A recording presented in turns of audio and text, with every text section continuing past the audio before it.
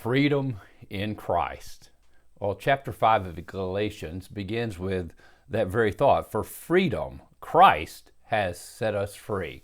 And then he begins to talk about the conflict between the flesh and the spirit, the old Adamic nature that we're born with. You know, I've been thinking about how that all the problems that you and I face in life basically have to do with relational conflict.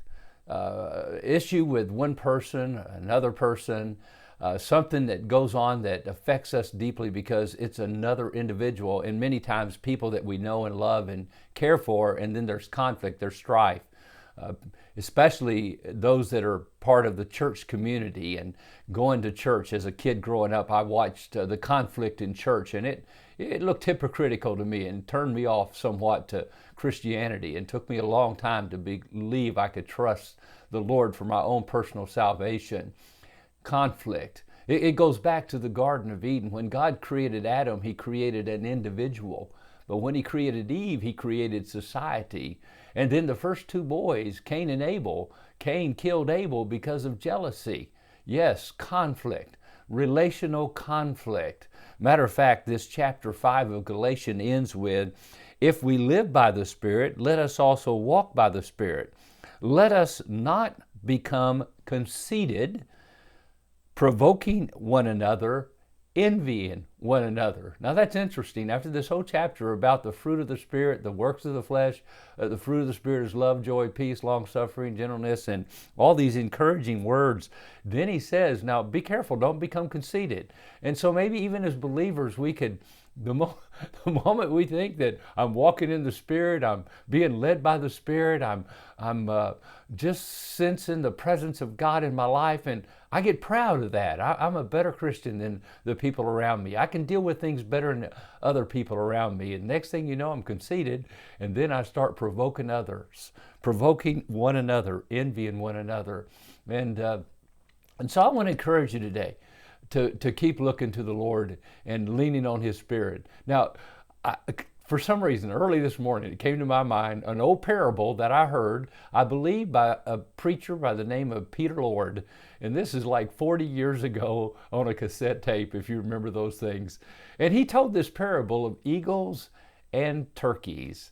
And the story is, the eagle built the nest in the high crags of the mountain, and they were out looking for some food for their baby eaglets. And one of the eaglets, while they were gone, fell out of the nest and fell all the way down to the ground, and was just totally lost. And of course, no one knew where it was, but this eagle actually was taken in by a flock of turkeys. A flock of turkeys came along and saw this little eaglet and took it in and began to teach it how to eat. And so pecking on the ground, pecking on the ground, pecking on the ground. Well, months passed, and this little eaglet grew into a beautiful eagle, but he's still living with the turkeys. It had been turkeyized to live on the ground, walk, just pecking the ground. But one day this little eagle looked up in the sky and saw these beautiful eagles flying and just soaring with the wind and the clouds and in the air over the mountains. And boy, that little eaglet thought, boy, wouldn't I like to do that? Wouldn't I like to do that? But I could never do that. Why? Well, because this little eaglet had been turkeyized. Well, you know what? The parable is, you and I, in many respects, have been turkeyized.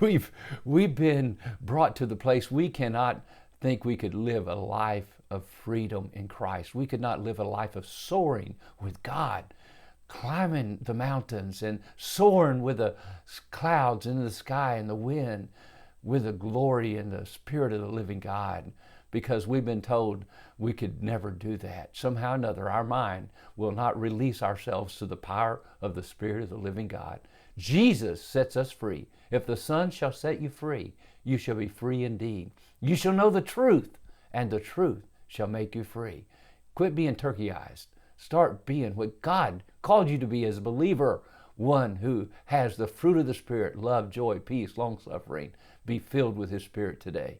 God bless you, and have a great day.